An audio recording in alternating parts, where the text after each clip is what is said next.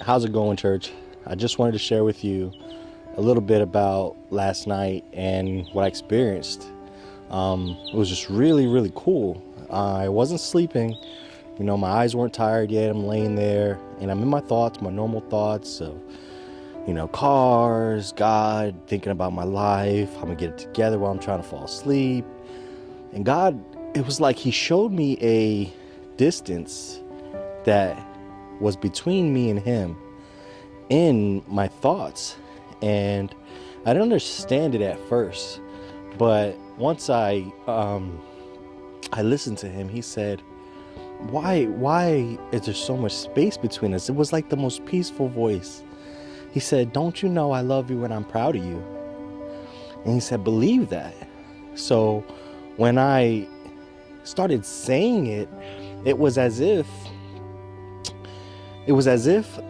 like a fishing line was taking the whole scene closer and closer to it was like a all white courts of a kingdom. And every time I said it, He loves me and He's proud of me. He loves me and He's proud of me. And it was as if I was closing that gap between me and God until I got to these courts. And once I got to these courts, it was just white flowers. It was like nothing was there, not even a person. But there was one thing that was there, and it was indescribable. And that was peace. I mean, the place of peace. It was like I was already sitting down when I got in the courts. I didn't even find a place to sit. I was already sitting. And the way I just felt that peace, I knew He was like, my people don't know how proud I am of how far they've come.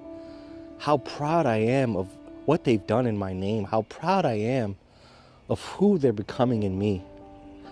And specifically, it was a friend of mine that God was telling me this about, but I knew He was talking about me. He was talking about the church. It was like, there's such a distance, and the Bible says that nothing can separate us from God. No angel, no demon, no principality, no hellfire, no nothing can separate us from the love of the Father.